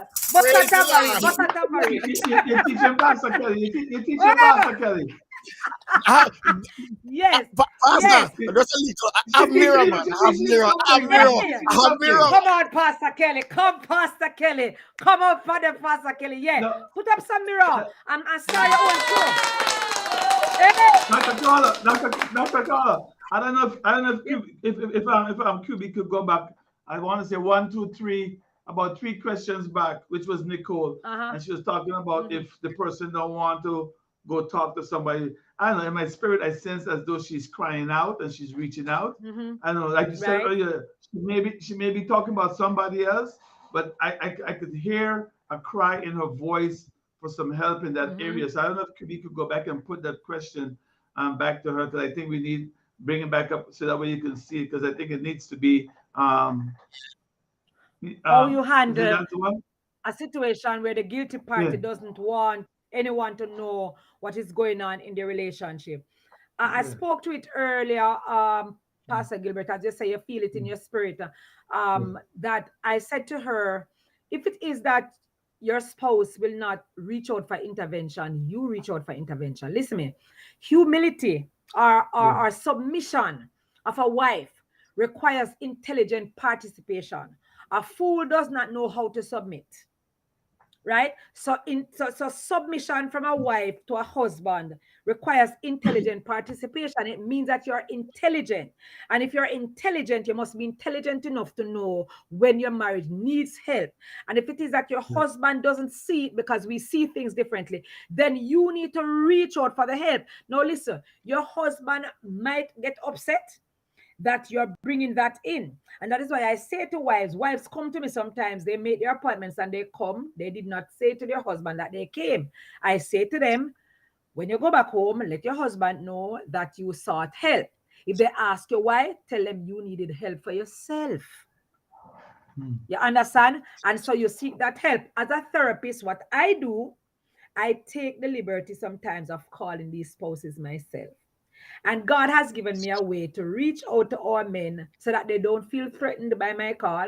So not every therapist can do it, right? So God has given me, because God equips me with the tool. And so when I reach out to them, I know exactly what to say to them so that they do not feel threatened. And oftentimes they end up coming to me for help. And a lot of times they end up booking their session without their wives knowing. And they continue to come to sessions. You understand? And that is why I say, if it is that you see the help is needed, you can reach out for the help. And that is why I say reach out to not just to any therapist, because you see, one of the things I think I see happening, a lot of persons are becoming therapists because yes, they are qualified. But the truth is, you cannot help a spiritual condition if you're not spiritual yourself. Trust me. Amen. Amen. And so it takes a Christian therapist to be Yes. able to level some of the things that is happening in marriage, because marriage is warfare. Marriage is a That's spiritual unity, Yeah. right? that's right. And so it's warfare. And I, so some of the things that are happening, the attack that is happening on that marriage needs spiritual intervention, as well as it needs the mental intervention, the psychological intervention. And so don't just go to any therapist, because you can't go to a therapist to save your marriage that has been divorced 3 times. yeah. Because if you can't couldn't hold your marriage together, they can't hold your one together. Yeah. You understand? Uh, Yeah. yeah. Yeah. Yeah. Yeah. But You can I want to ask you add, one thing? Pastor Gilbert? You can't go to a therapist who doesn't know the word of God, because this thing is spirit, soul, and body. You know what I mean? Mm. It is, and you have to go there. I want to say to Nicole, you know what I mean? Here's what I say. You know, I don't know if you're talking for somebody else or you're talking for yourself, but I would say if you are talking to yourself, you need to sit down and talk to your spouse. You know what I mean? You can't, most couples, if you look at, they haven't had that sex conversation. They haven't. Mm-hmm. So you get Yeah. into the marriage, and guess what? Que sera, whatever happens, and that's it. And then you're not happy. After a while, you're not happy. You know what I mean? You want more, but you just don't know how to have that communication there. You know what I mean? To make your marriage excited, to keep it on fire. That's because that's important. And that's the thing that turns people to porn. That's the thing that turns you to porn, because you want to, you're looking for something, and you want it from home, but then you're not getting it from home. Is sometimes is what makes you go out and end up in having extramarital affairs. You know what I mean? You're on the job, and Tom here, you always talking about, oh, how your husband is at home, and then one day he whisper in your ears, try me. You know what I mean? So have that conversation. Have the conversation and call Dr. Carla. All right? Good question. Call Hmm. myself, call Dr. Nicole, Casey. Nicole had a follow-up comment, Dr. Gilbert. She said, what if you talk to your husband and he threatens you? That's not a healthy relationship. That's not a healthy That's not a relationship. relationship. Not a healthy relationship at all if you're being No. Yes. threatened by your husband, because your husband is supposed to be Trust, manifesting love towards you, and not Yeah. a relationship where you feel safety. insecure in the relationship because Hmm. you feel afraid because your husband has threatened you. Well, try what Dr. Gilbert has said, to see if your husband will relent. But I think that if your husband does not relent, you are an adult in the relationship. And if it is that you are being threatened and you can't talk, then that is abuse in the relationship. I Danger. can tell you that Danger. because I Danger. serve as one of the persons with responsibility for domestic violence and child abuse in the parish of Kingston and St. Andrew. If it is that you are so afraid that you cannot reach out for help, abuse is happening in that relationship, and that relationship needs help. Yeah. And if it is that Yeah. that is happening, you have to reach out for the help, Nicole. All right. JR Yes. says, if my wife refused to have sex with me for over 8 months, sleeping by myself, and I get ah boy, what is Serious it? I'd case. commit tempted and I commit adultery. Am I at fault? I'm going to answer the question in two ways. You know what? Let me not answer it here. Let me make the man them answer it first. Is that serious Let I'm me make case? the going. man them. Dr. Kelly, come. Come on, Listen. Dr. I'm going Gilbert to. and Pastor Kelly. Listen. I'm going to say. Serious case. Well, no. Let me start here. First of all, he needs to find out what's going on with his wife. He Mm-hmm. needs to find out what's going on with his wife. Okay, Mm-hmm. you know what I mean. Your first thing is not to be able to go out and look to have an adultery. You need to find out what's going on to her. She may have some trauma in her life from being young. You know what I mean. She might have been raped. She might have been sexually abused. Something that she never talked to you about. You know what I mean. And maybe y'all might have been having sex and you touched her a certain way or you did a certain thing to her and it triggered that. And all of a sudden, she regressed back into what happened to her when she was young. And now she's back to this trauma place and she don't know how to talk to you. This is her secret that she's been carrying, but she have to know that you as her Boaz, that she could put her confidence in you. She could share anything with you. She should be open. So I would approach her and find out, okay, what's going on? What's happening? And like I say, do we need to go find a Dr. Carla? Because I'm strongly of the mindset you got to find a Christian therapist. You can't go to the world for these answers. Okay, you know what I mean. Find somebody you know that is there in the spirit. You understand. I was don't look to God and try to satisfy yourself. If you're a believer in Christ, ask God for the grace for you to sustain yourself and for you to withhold yourself as she's going through what she's going through. Because ultimately, from this reading your question, I think she's going through something. Right. All right, Yes. Dr. And Pastor Kelly. in the marriage, it is important to secure each other. Secure each Mm-hmm. other. Now Mm-hmm. she leave him vulnerable. She caused him to be what you call it now.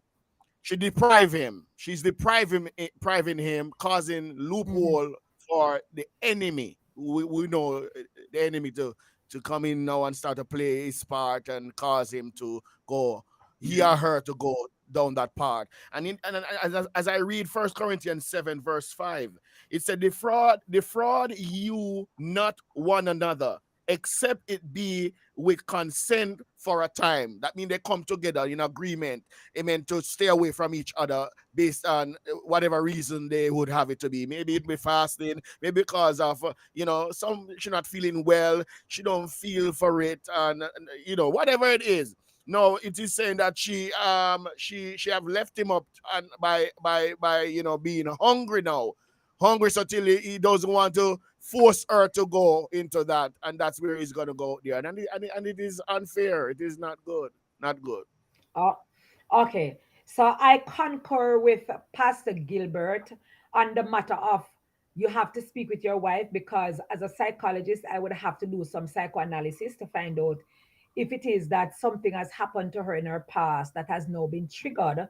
I don't know the background to the question, right? So psychoanalysis would help with the background to the question, but that can Yeah. happen where something in her wife has been triggered, something that affected her sometime before, or she may not have had any problem or any challenge prior to marriage. However, something has gone wrong in a relationship because you have to understand that a female has sex with her mind, right? And her emotions. She may be able to facilitate sex because without being a part of it because she has a vaginal cavity, and so she can facilitate penetration of a penis while her mind is not there.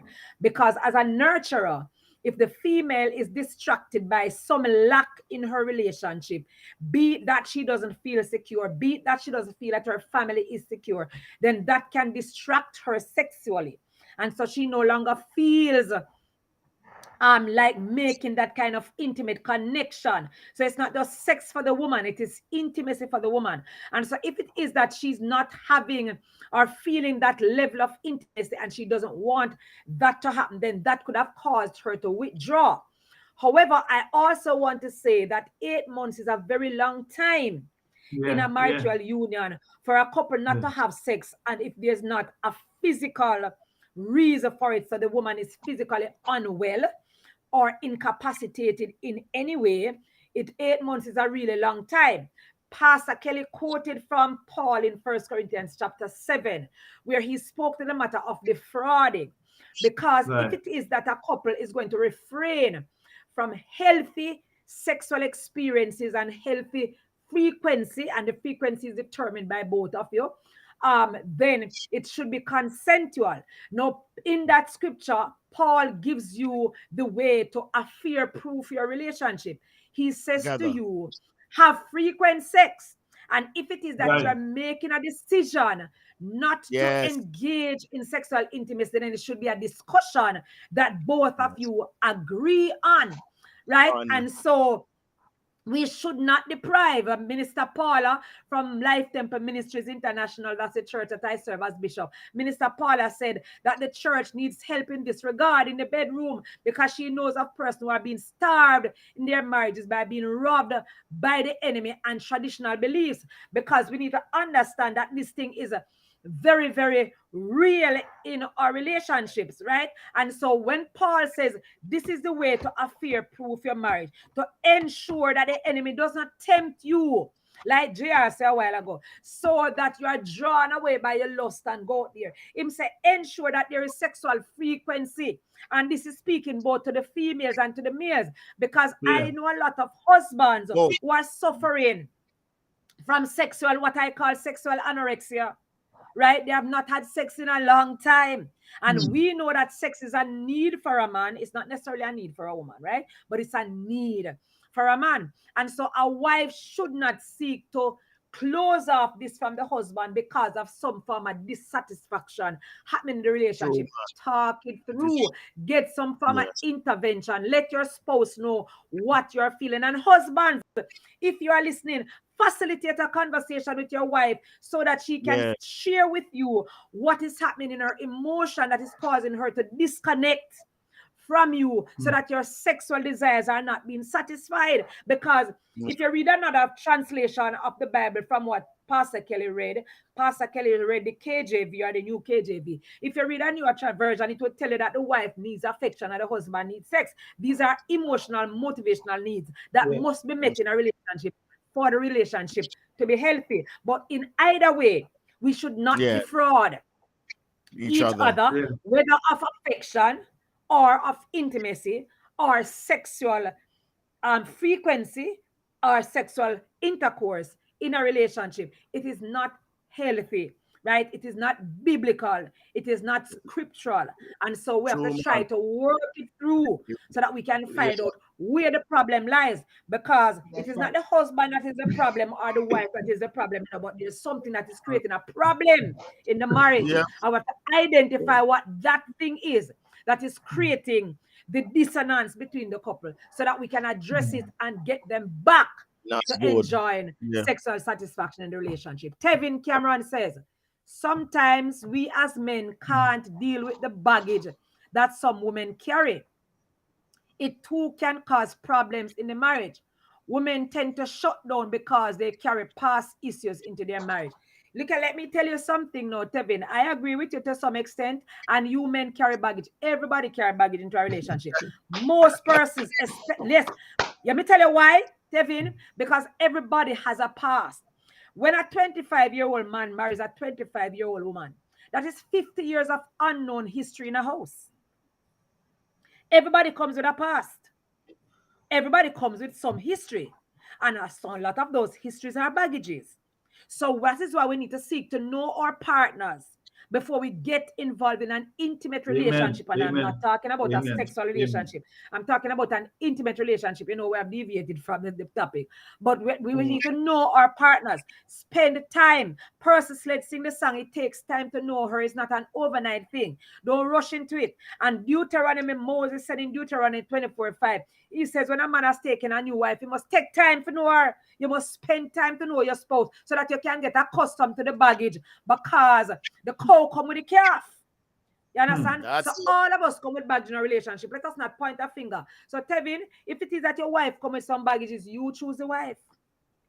You should have sought to look at the baggage that she carry before you take her, if you know you never got able to handle it. But in any case, you have already taken her and she come with some baggage, my brother, go to a therapist. Call me. Let us deal with the baggage, because the baggage Yeah. can be dealt with enough. fix it. Let You us have to get deal rid of with the the baggage. Come problem on. so that we can, you might not be able to get rid of it, but you can be taught how to live with whatever it is in a way that is healthy. Because women, when women have been impacted emotionally, anybody that has been impacted significantly can never forget the Yeah. impact of Yeah. whatever it was. And so you will Yeah. carry that with you for life, but it can be there and not affect you negatively. If you learn how to deal with it, then it does not Yeah. affect you negatively, even though you cannot obliterate it from your mind. You can still live with whatever the situation is, but it doesn't affect your marriage negatively. Why? Because both persons have an understanding of how to now treat with the situation, because the situation is there, it has been confronted, and it has been treated with. I can't forget it, but we can live with it. Hmm. Let me say this. Let me say this. Is it Tavin is his name? I couldn't read it. You know, Tevin, Tevin. I say Tevin, to Tevin. Tevin, you know, as the man of the house, and according to Paul in Ephesians 5:25, you have the responsibility to go sanctify that wife, not to complain about her baggage. You know what I mean? You got to love her just as Christ loved the church if you're a believer. You know what I mean? And when we, guess what? When we came to Christ, we all had baggage, but yet He loved us. And He tells us to love her just that same way. So to sanctify her, cleanse her, wash her, you know what I mean? Do all that stuff with that, because as long as you're arguing about those baggage, she'll never be the type of woman that you want her to be. You know what I mean? Right. And so you have that great responsibility to do that. I know we lost our topic a long time ago, but people out there are hurting. People in the church is hurting. People are going through these marital problems and bits, and they say this topic is a taboo in the church. Husbands and wives, pornography, all these things. You know what I mean? They're not Bible study topics. You know what I mean? They're not small group topics. Everybody shy away from them. You know what I mean? Especially Caribbean men and Caribbean women, but they're topics that needs to have, because you know what I mean. Just like the gentleman before, 8 months without sex. Sure enough, he's already thinking about going out there and commit adultery, and he's saying, "I don't want to go do this, but this is where my mind is going after 8 months."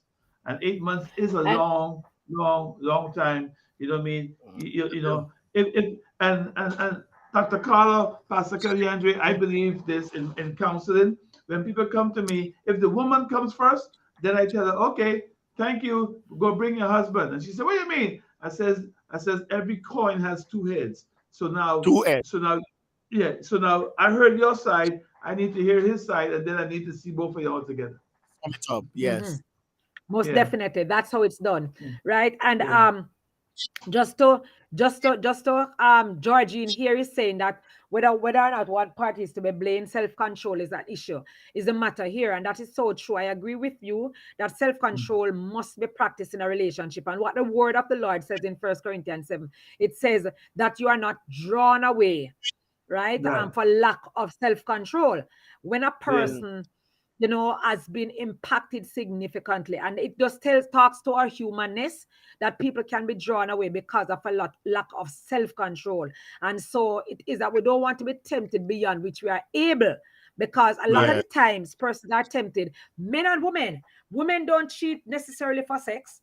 They will cheat for affection, because they're not getting Yeah. affection at home. Their husbands are not talking to them as much or spending enough time with them, and Yeah. so they get a man who listens to them, and listening become something else because they don't directly go out for sex. But I'm saying whichever way, we have to bring that situation to the table so that the self-control, because as human being, like I said, it can wear us down. So self-control should be practiced as Christians. It should be, it's a fruit of the spirit, and it should be very evident in our lives, right? And so if it is that something is happening, don't wait until it gets to that point to seek for the help that you need in your relationship. Minister Paula That said, not just any therapist, but those who are spirit filled and family oriented.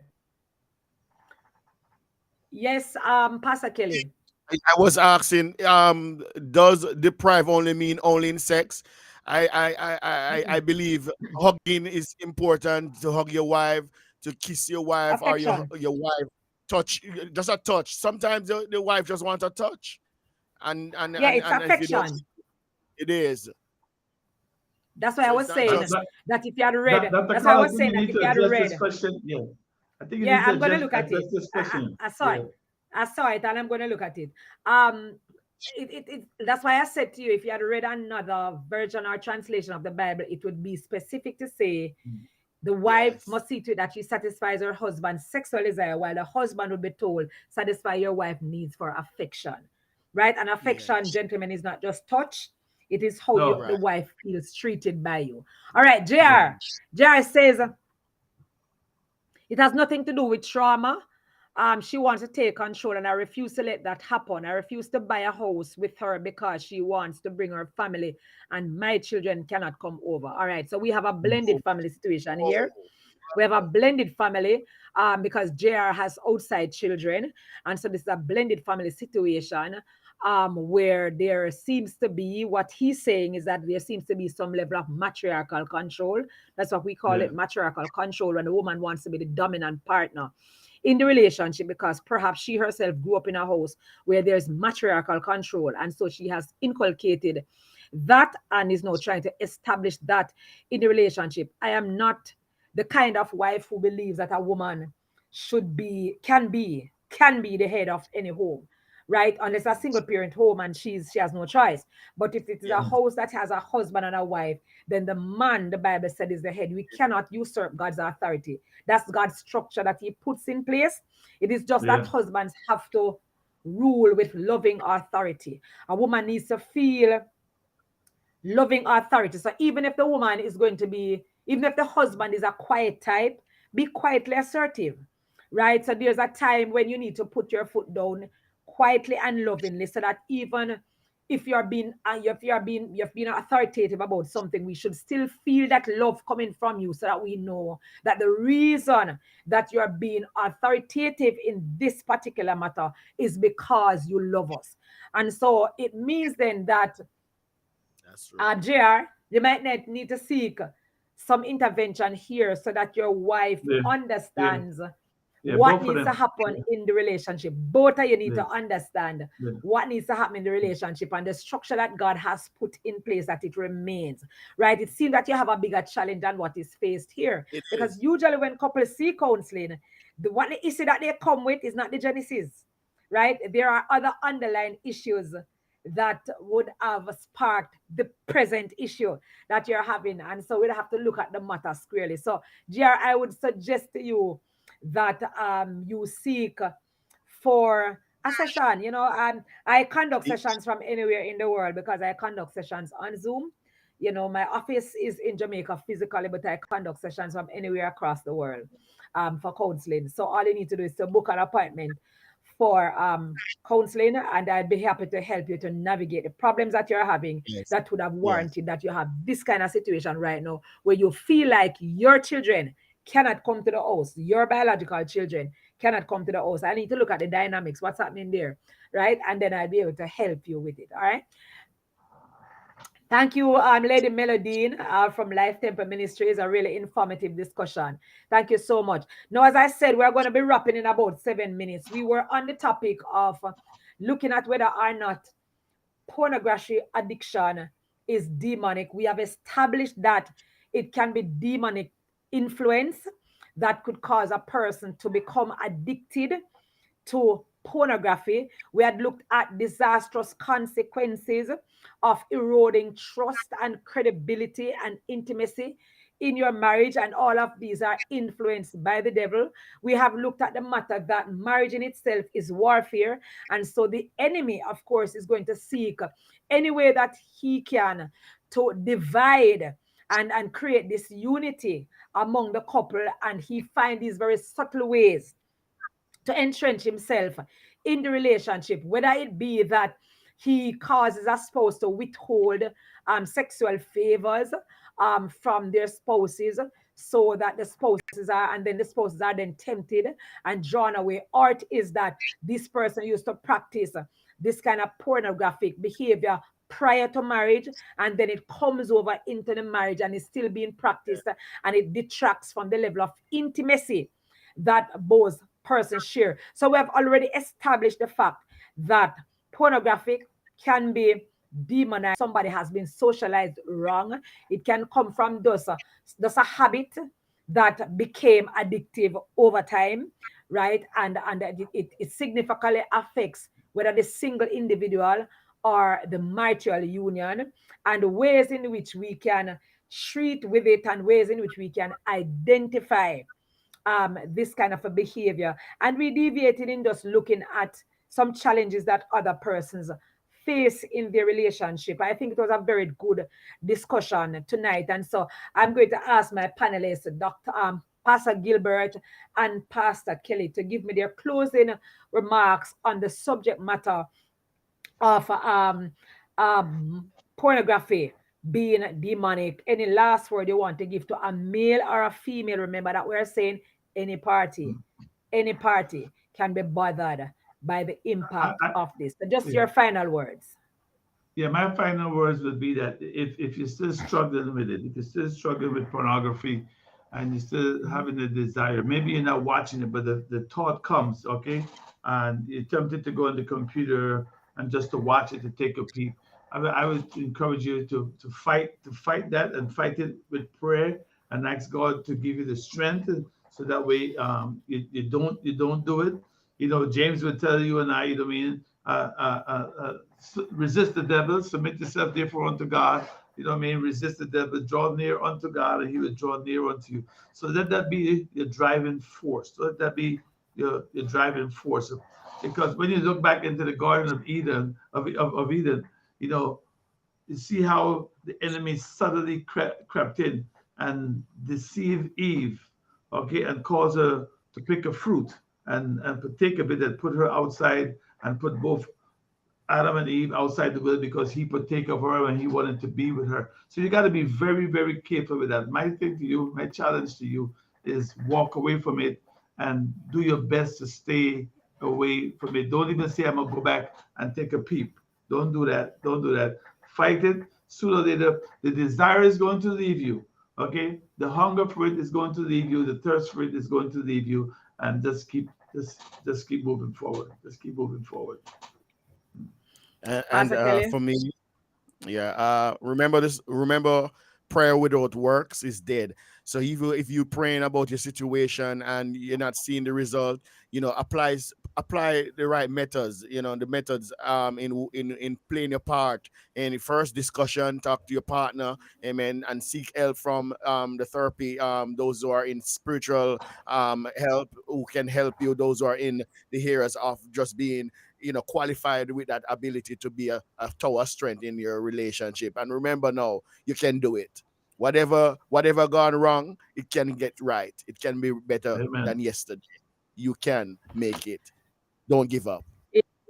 Indeed, indeed. And I say to you that if you feel overwhelmed, if you feel like you have given into this and you are suffering from any form of psychological issue, depression, if you are feeling out of control, if you're not having any peace, if you're unable to sleep because of insomnia, if you have been, you're trying to drown the addiction in drugs or any other thing, self-worth, self-esteem, thoughts of suicide is affecting you because of the constant pornographic thoughts that's going through your mind and the lack of Yeah. control over the addiction, then I want to tell you that there is help, right, that you can get. right? So I want you to reach out for the help that you can get. There's actually a material that I read somewhere that I think the Nernians that speaks to the exposure of this kind of a matter. And so I would urge you to seek help for that. Again, it was my pleasure being with you tonight. I am Bishop Dr. Carla Dunbar, Bishop of Life Temple Ministries International, CEO and founder of Carla Dunbar Ministries International. It was my pleasure sitting in for Dr. Kevin tonight, and it was my pleasure having Pastor Kelly. Yes, yes, on the Pastor program with Gilbert. us tonight. Yeah. Yes, Pastor Gilbert on the program with us tonight. Thank you all for joining us tonight. And I'm sure Dr. Kevin will be back with you next week for another wonderful discussion. I want to say thanks also to our producer behind the scene, Question. Thank you guys so much for having us. God give us strength to rise again. To read and the dirty people I sing and say, I will rise, I will rise, I will rise, I will rise. Out upon eagle's wings, I will rise, I will rise, I will rise. There were days when giving up God Share, in my mind, like, but subscribe, I won't give up. and I gotta follow get us up on and Facebook fight. Oh and God, YouTube. give me the strength, not letting go. I'm holding on to the end. The righteous fall 7 times. TB, thank you so much. Pastor Kelly, thank you, man. God bless you guys. Thank you so much. Thank you so much. God bless you too.